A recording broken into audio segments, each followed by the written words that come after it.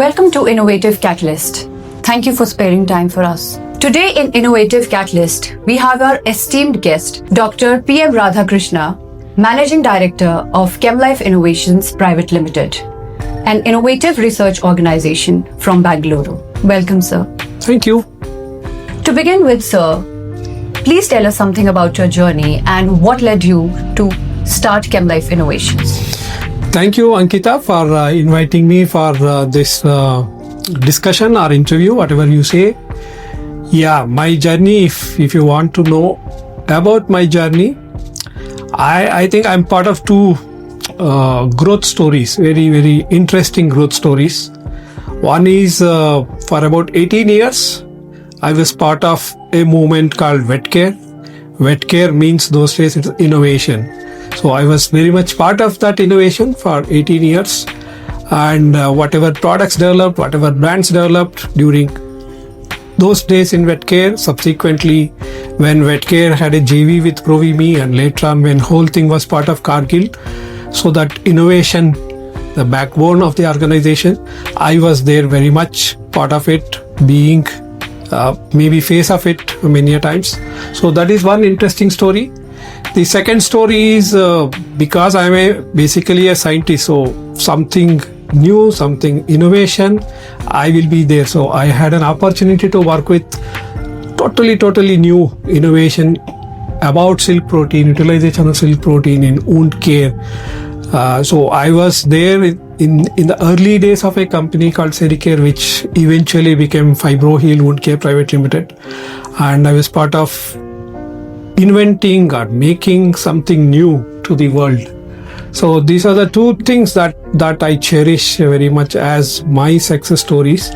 So after going through these two things, I thought, why should not I now think about creating something on my own on same platform of innovation. That's how Chemlife happened. Great. You started your company back in 2016. So could you tell us what were the major challenges that you faced during that time? Okay. We decided to start a company. We also decided to use this innovation platform as our strong point for the company, because what we had seen at that particular point of time is, especially in animal nutrition or animal healthcare industries, is apart from Wet Care and few other companies, there were many companies, but most of them are doing copy and paste kind of products. So we thought, if we set up a R&D company, and that would fit in very well with need of the industry, because there is a requirement of something new coming in the market, and most of the companies didn't have that particular capacity or capability. We thought we will fit in at that particular point.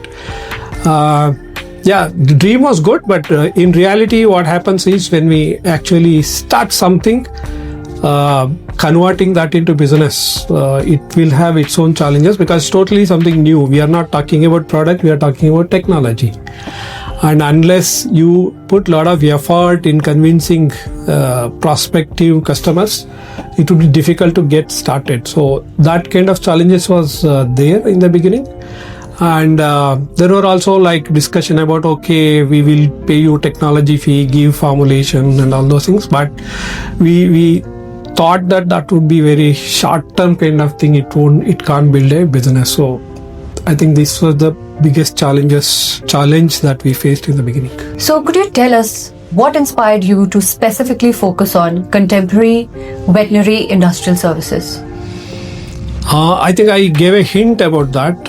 We saw a big gap in what should have happened, what evolution should have happened in the industry, and that was missing as far as at least Indian market was concerned. So we thought that we will be there, we will provide that particular kind of service or technology to the industry, so that the offerings in the market will be at much higher level than what it was. For someone new to the industry, how would you explain Chemlife Innovations, like what it actually does?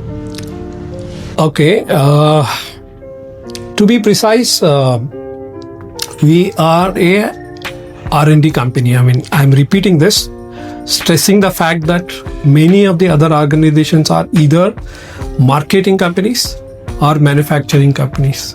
So we created our own space saying it's an R&D company. when you say R&D company, when you are providing service to the industry, nobody else will be competition to us. Like whoever wants a particular technology, all of them are part of the same industry. So we are good to everyone, and networking would be good. And we actually can have non-disclosure agreement with each one of them. Don't reveal what we discuss with one party to the other party. So we fit in that particular thing. People who want to know who we are an R&D company trying to have a strong bridge between marketing and manufacturing, adding value to the whole process or whole organization. As we know that Chemlife innovation, it works on natural nutraceuticals and noble feed additives. Can you tell us, sir, why are these becoming important in the present day?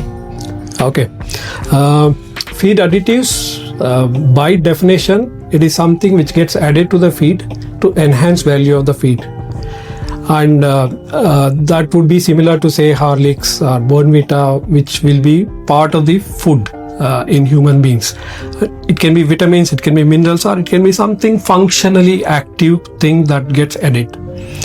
Earlier days, feed additives or feed supplement means normally people were using antibiotics or some chemicals which can actually enhance the activity of the feed or functionality of the feed.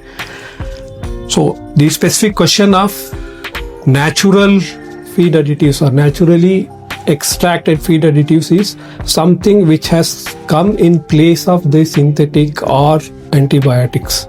That's what we are focusing on. What are some of the key challenges that animal nutrition is facing, and how your innovation is working to solve these? As far as my understanding goes, animal nutrition is work based on specific components, specific formulations. They look at protein, they look at energy, they look at fiber content, amino acid profile. All those things are the focus area. Along with that, they also look into what additives should be used. There's a requirement for mycotoxin binder, these kind of things. But this understanding or perception could change from nutritionist to nutritionist. The truth may be somewhere in between. So we want to be at a particular point where we say, okay, you focus on protein, you focus on fat, you focus on whatever the major ingredients of the feed, but we can tell you this is what you need to be adding to the feed in order to enhance its activity or its functionality. This, they can take it as a reference and they can use it. So your company has developed ANBioT Technologies, something on biotransformation. Could you please explain it in simple terms? Yeah. ANBioT Technology is our proprietary technology. Actually, ANBioT stands for Accelerated Natural Biotransformation. To explain it in simpler language, you know honey. Honey is a mixture of sugars. Yes. But all sugars present in honey are all solid material, solid powder material. But when you mix it together, they become liquid. So this is the concept that we have taken up in ANBioT. So we mix different chemicals, simple polyols or sugars or amino acids. Different combinations give different type of liquids. And this liquid, whatever we get out of this, becomes a great substitute for organic solvents, which is normally used in extraction of herbal actives. So the advantage is there is no organic solvent residue in the extracted part, and whatever the medium that we have created also becomes part of the formulation, supporting the nutrition itself. There is no residue or there is no something which is creating problem in the formulation. So that's the advantage of using ANBioT technology for extracting herbal actives. That is one. And the same medium can also be used to carry out some biotransformation, some enzyme catalyzed reaction. So this advantage also is there, and we also have a patent for this particular technology now. How can science and biotechnology improve livestock productivity and animal health? Yeah, I think it's a good question. I mean, if you take any industry, the technology is something which adds new dimension to the product. So same thing also applies to animal health care industry also. So whatever is being used in earlier days has also undergone a lot of changes. And just to give an example of FCR, feed conversion ratios, during 2000, early 2000, and FCR used to be around 1.8, 1.7. Now it has come to, I think, 1.5 or in even some cases less than 1.5. That's a great change. There could be many reasons for this change, but one of the biggest reasons is how the feed formula itself has changed. And I'm sure that the science and biotechnology is there behind this change in the formulation also.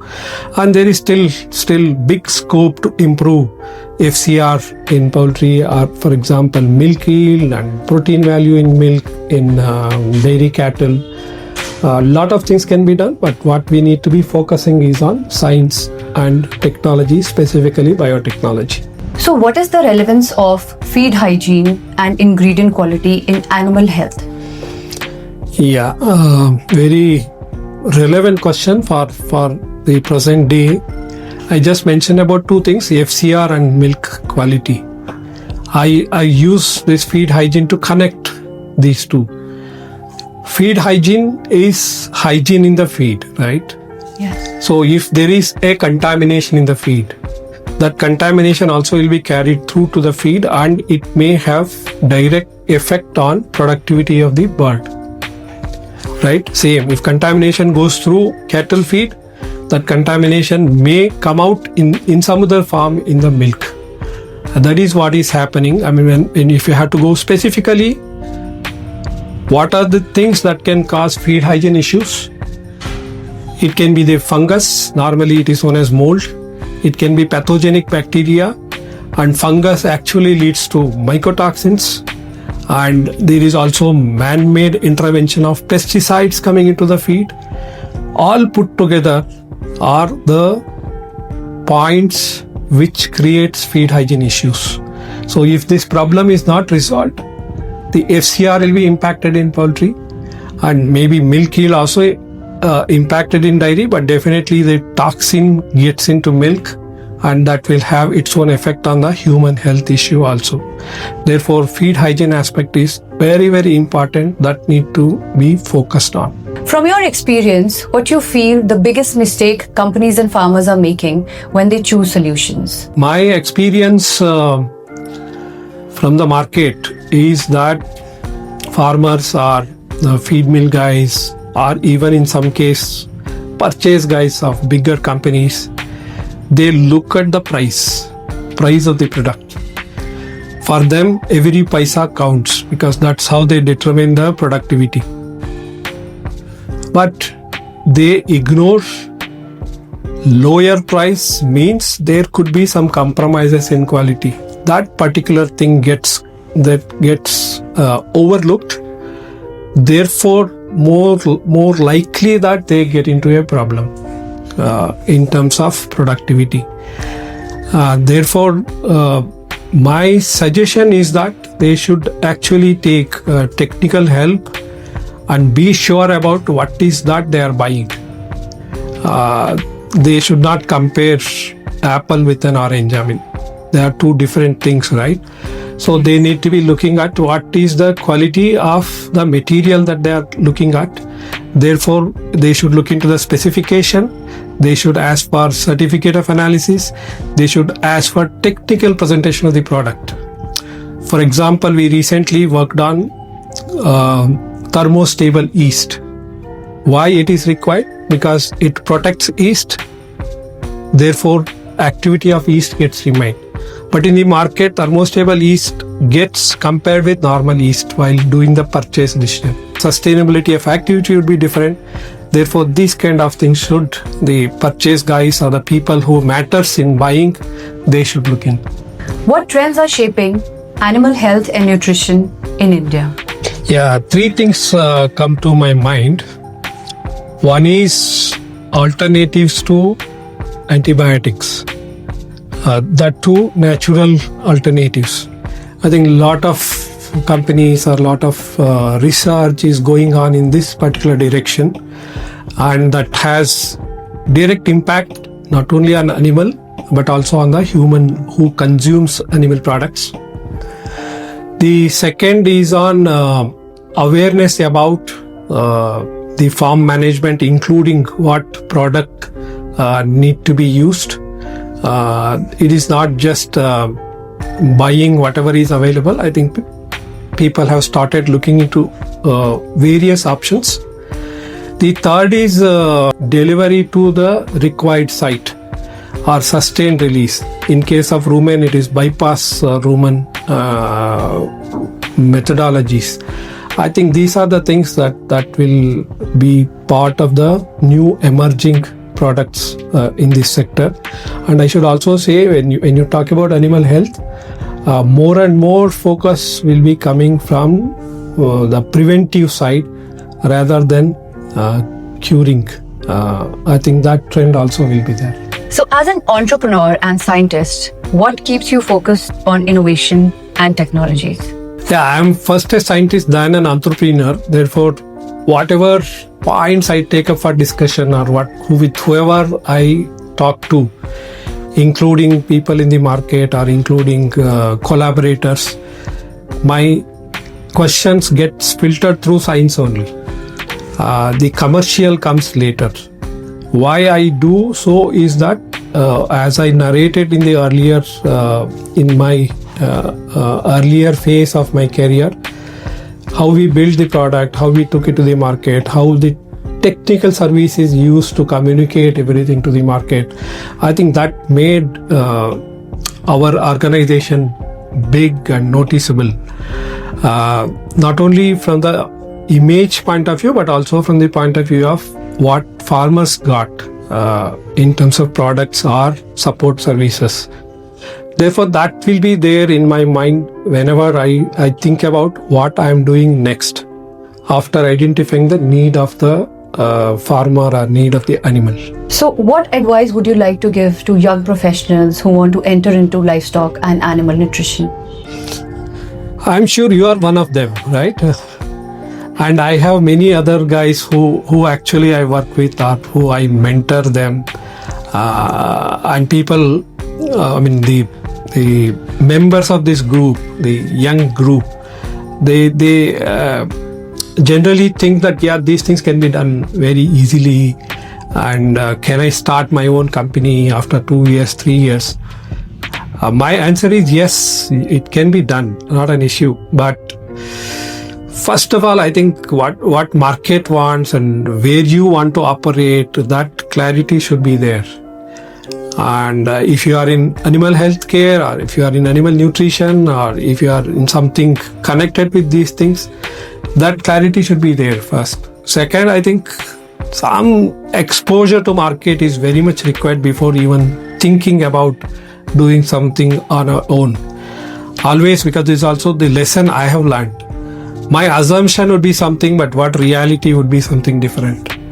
Therefore, I think exposure to reality is what is required so that you can refine the business model even before thinking of starting something. Or even if you want to join a emerging company in animal health and animal nutrition, better to have awareness about what is that is available for me. There, I think that is very much required. So, how would you like to see Chemlife innovation in the coming future? We are actually in 10th year of our operation. So next September we are closing 10 years. We had few rounds of discussion with internally as well as with our advisors. We are growing nicely.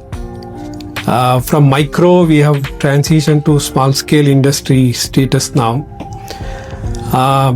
We have started focused work on feed hygiene and milk yield enhancement to begin with, but we want to get more into the other issues which is still bothering the industry. It can be cocci issue, it can be the gut metabolism or microbiota, how do we manipulate that to enhance the productivity or health. People talk about gut brain axis. I don't know whether this also can be looked into, and the last, not the last one, but very important one is how the technology can be brought in, including AI technology. So these are the things that we are looking into very seriously to help the industry, to help the farmers.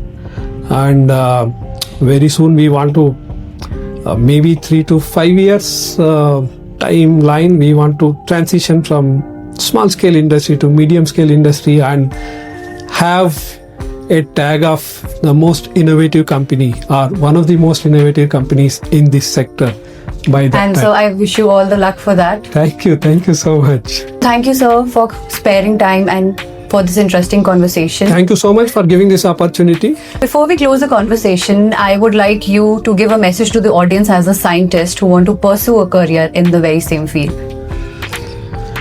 Opportunities are immense. We should not look at 9 to 6 job. That's what I keep seeing this. At least in the initial few years, 5 years, 6 years, I call it as formative years. It is not money. It is what experience you get. That would be your asset. I think I would, my advice would be focus on what you are learning, forget about all other things. Everything will come and follow you afterwards, including money. True, that is true. Thank you, sir. Thank you so much.